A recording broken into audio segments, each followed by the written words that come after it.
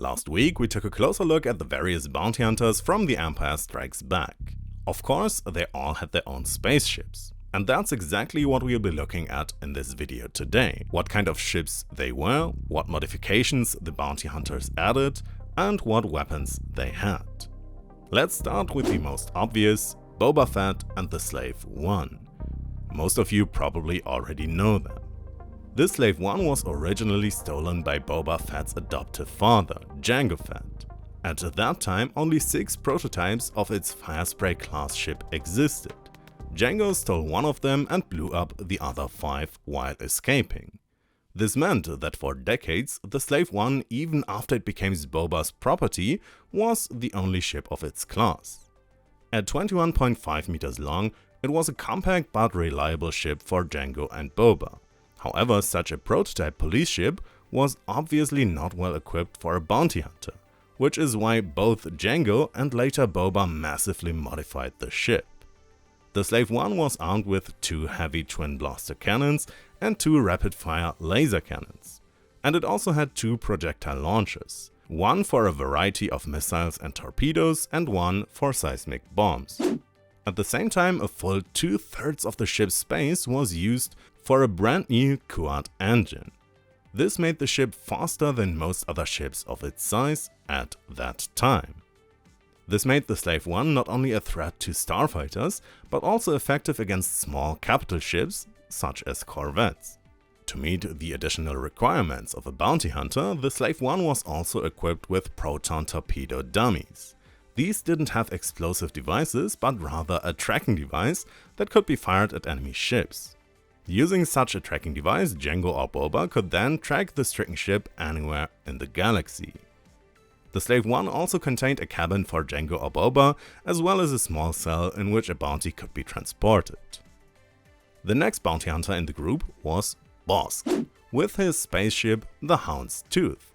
At 62 meters long, it was almost 3 times as long as Boba's Slave One. Originally a Corellian YV-666 class freighter, Bossk completely converted it for his own purposes. It was armed with an extendable quad laser turret, an ion cannon, and an assault missile launcher. Its interior consisted of 3 decks. The main deck contained Bossk's private quarters, a training chamber, an armory, and a medical bay. The rear of the ship housed the prisoner holding cells, as well as Bossk's trophy room and a skinning chamber, which he used for the Wookiees he captured. The lower section of the ship then housed the Hound's Tooth's engine and power generators, as well as a converted Z-95 Headhunter, the Neshta's pup, what Bossk occasionally used as a scout ship. Bossk also had the entire ship equipped with several security features. The entrance to the ship was secured by voice recognition. If anyone other than Bossk attempted to enter the ship, they would be met with automated anti-personnel blasters, durasteel nets, and electric traps. At the same time, the ship had numerous sensors built into it, allowing Bossk to monitor the entire ship for changes in the cargo and prisoners. He could also equip his prisoners with neural shockers. These were connected to the ship's sensors and motion detectors and ensured that his prisoners' brains received a powerful electric shock if they managed to escape from the holding area. While the Hound's Tooth was a converted freighter, Dengar used a converted scout ship of the Jumpmaster 5000 series, the Punishing One. At 20 meters long, its size was more in the range of Boba Fett's Slave One. It was armed with a quad laser cannon, an ion cannon, and a proton torpedo launcher, similar to the Hound's Tooth.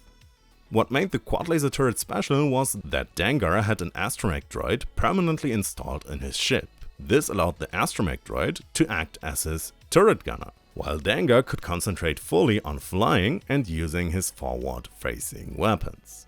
Dengar also improved their engines to make them faster than other ships of their time.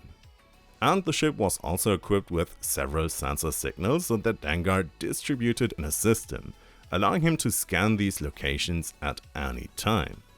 However, Dengar didn't use any cell areas in his ship, as he tended to only collect bounties from the dead. The ship of the bounty hunters Zuckuss and Forlom, the Mist Hunter, was even designed by Zuckuss himself and built especially for him. And the mist in Mist Hunter is a reference to the ammonia fog on Zuckuss' home planet Gant. As a Gant, he could only breathe ammonia-filled air, which is why he usually had to wear a breathing apparatus outside of Gant's atmosphere. That's also why the atmosphere inside the 50-meter-long Mist Hunter consisted of an ammonia-air mixture, so that Zuckuss could breathe unaided. His partner Forlorn didn't mind anyway, as he was a droid and didn't need to breathe. The ship's 3 prison cells, located at the rear, could optionally be filled with oxygen to give living bounties the opportunity to breathe. The Mist Hunter was equipped with 2 assault laser cannons and a tractor beam. Zuckuss and Forlorn relied primarily on their capabilities on the surface of planets, which is why their ship didn't need to be as heavily armed as the ships of the other bounty hunters. And then there's the IG-2000 ship, which the IG-88 models converted specifically for IG-88B. Originally an Aggressor-class starfighter, the IG-88 models modified the ship in a similar way to Boba Fett's Slave 1. The ship's propulsion was replaced by a Galaxy 15 drive from Quad Drive Yards, which the IG-88s stole from a Nebulon B frigate. This gave the ship incredible speed, allowing the IG-2000 to easily keep up with the Slave 1. The ship was then armed with 2 heavy laser cannons, a long-range ion cannon and 2 tractor beams. Since the IG-2000 was only flown by IG-88B, it didn't have to rely on inertial compensators. These normally ensured that the occupants of a ship weren't thrown around by wild maneuvers, or that excessive acceleration of the ship didn't completely crush the organic occupants. Since IG-88 wasn't made of flesh and blood, he didn't need these. This saved energy and at the same time allowed him to perform faster and more daring maneuvers with the IG-2000 than any other organic pilot could.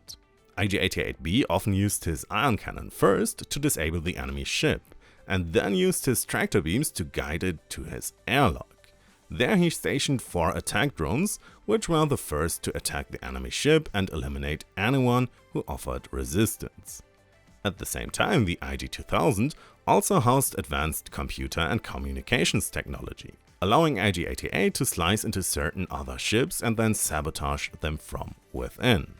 In the center of the IG-2000 were the holding cells for the bounty hunters' prisoners, and this was also the only area permanently supported by life support systems.